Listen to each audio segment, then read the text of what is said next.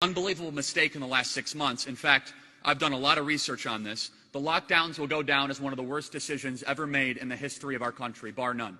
The lockdowns, they are... The lockdowns, we need to say it so it'll never happen again.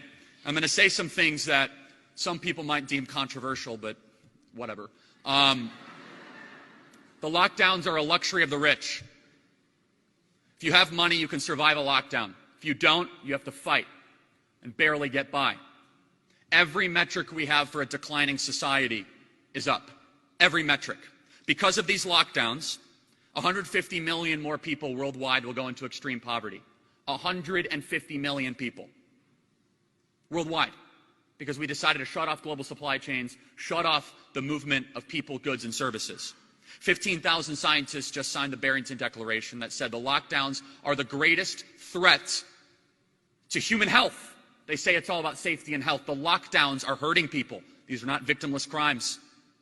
We tried to kill a mouse with a missile, and we did not adapt as we moved on. The more we saw the data come in, the more we locked down our country. All it did is delay the inevitable and also harm our young people. 1 out of 4 of young people contemplated suicide in our country the last 90 days. 1 out of 4. Antidepressant medication is up 600% in our country. 600%. I can go through the numbers. 40% of U.S. adults reported struggling with mental health, up from 6% last year. U.S. Army suicides have increased 30% during the pandemic compared to 2019. The CDC, because of concerns about the Chinese coronavirus, estimated 41% of U.S. adults had delayed urgent medical care. They didn't want to go to the hospital. They thought they were going to get hurt. How about small businesses? Yelp, which all of you have used, say that 60% of their restaurants on their app will never reopen. 60%. Who owns small businesses? Who owns these restaurants? All of you guys out here. You guys know how hard it is. You have to deal with the city, the local, the county government, convince people to come back in. The backbone of the American entrepreneurial experiment are middle-class people taking a small risk that have 5 to 10 employees, and we crushed them. And what happened to the ruling class in this country? Jeff Bezos is richer than he ever has been. The wealthy and the rich, God bless them, most of which have been able to survive this quite well.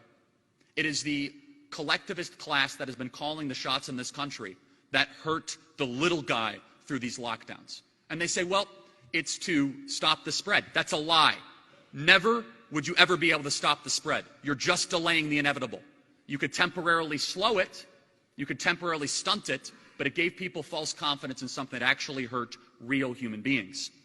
And how about our generation? As I mentioned, 52% of my generation is now living at home with their parents, up from 37% last year. 52%. Again, I'm not trying to attack people that are living at home with their parents.